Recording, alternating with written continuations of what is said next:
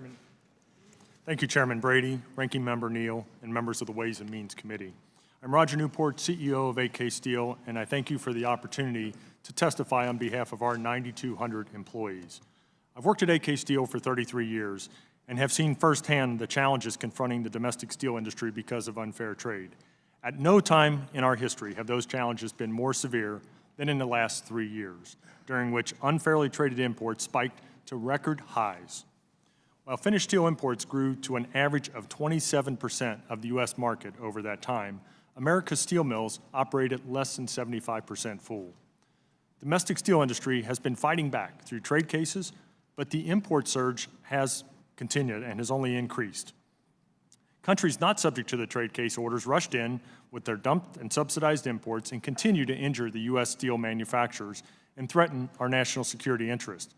Recognizing the global reality we now face and the inadequacies of our trade laws to address it, President Trump took the bold action to impose tariffs on foreign steel under Section 232, and we fully support those actions. AK Steel makes carbon, stainless, and electrical steels. However, we are the last U.S. producer of grain-oriented electrical steel, or GOES. Our facility in Butler, Pennsylvania, located in Congressman Kelly's district, is the only facility in all of North America that melts this electrical steel. GOES is the critical component in the cores of transformers that move electricity across the entire grid and deliver power to our homes and businesses.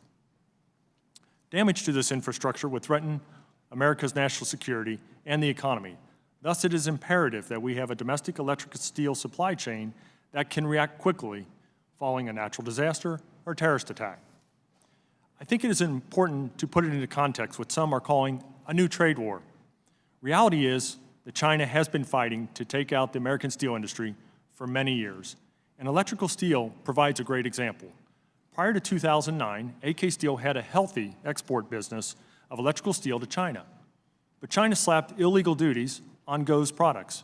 By the time the WTO declared those duties illegal, many years later, China had already flooded the global market with cheap, subsidized electrical steel.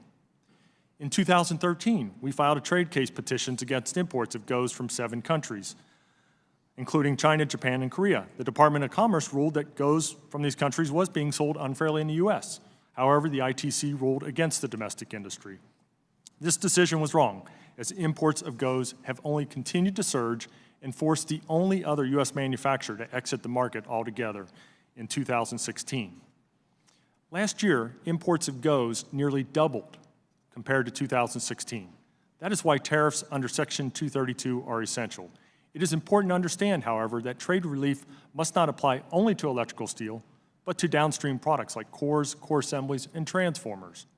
Core making is simply cutting a coil of electrical steel into sheets, stacking it or winding it into a core. As such, it is easy and inexpensive to set up these minor processing facilities outside the U.S. in order to simply evade a trade remedy. In fact, imports of cores and assemblies in 2017 increased 2 to 6 times the 2016 levels. These imports came primarily from Canada and Mexico, where they make no GOES products. This shows that producers will import semi-finished products in order to evade any remedy on GOES. Similarly, our so-called allies, Korea and Japan, have dramatically increased their shipments of GOES in the first quarter of this year. Korea has already shipped as much GOES in the first 3 months of 2018 as they shipped in total for the 5-year cumulative period of 2012 to 2016. Thus, any significant increases in imports over historical norms must be taken into account if the administration is to achieve its goal of bringing the domestic steel industry to at least 80% of capacity.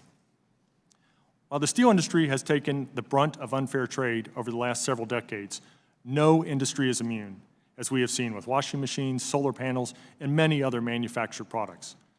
That is why this administration is to be commended. We must fight back to make American manufacturers stronger here in the United States, given how critical it is to our economy in ensuring Americans have jobs with family-sustaining wages that contribute to the health of our local economies and our communities across this great country. Thank you.